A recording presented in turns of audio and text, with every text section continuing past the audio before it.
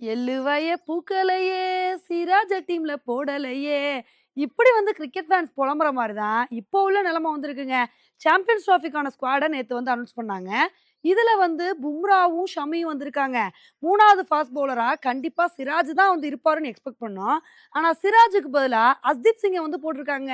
இதுக்கான காரணம் ரோஹித் சர்மா என்ன சொல்லியிருக்காரு அப்டின்னா, சிராஜ் நியூ பால்ல நல்லா தாங்க பவுலிங் போடுறாரு.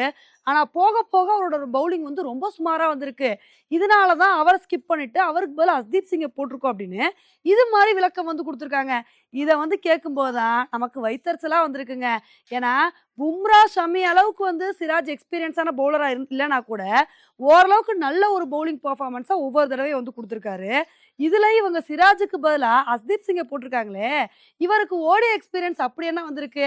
T20ல இவர் பாட்டுக்கு நோ பால போட்டு தள்ளி நோ பால் மன்னனே இவருக்கு பேர் இருக்கு. அப்படி இருக்கும்போது, சிராஜுக்கு பதிலா அஸ்தீப் சிங்க போட்டுருக்காங்க பார்த்தீங்களா? இத தான் என்ன சொல்றதுன்னே தெரியலங்க. சிராஜ பொறுத்தவரைக்கும் 2022-24ல நம்ம இந்தியன் பவுலர்ஸ்ல இவர் தான் ஹையஸ்ட் விக்கெட் டேக்கரா வந்திருந்திருக்காரு. இதுலயும் ஓவராலா 3வது பவுலரா ஹையஸ்ட் விக்கெட் டேக்கரா வந்திருந்திருக்காரு. இப்பேற்பட்ட பவுலர போடாம அஸ்தீப் சிங்க நீங்க போட்டு வச்சிருக்கீங்க அப்படின்னா, என்னதான் சொல்றதுன்னே புரியலங்க.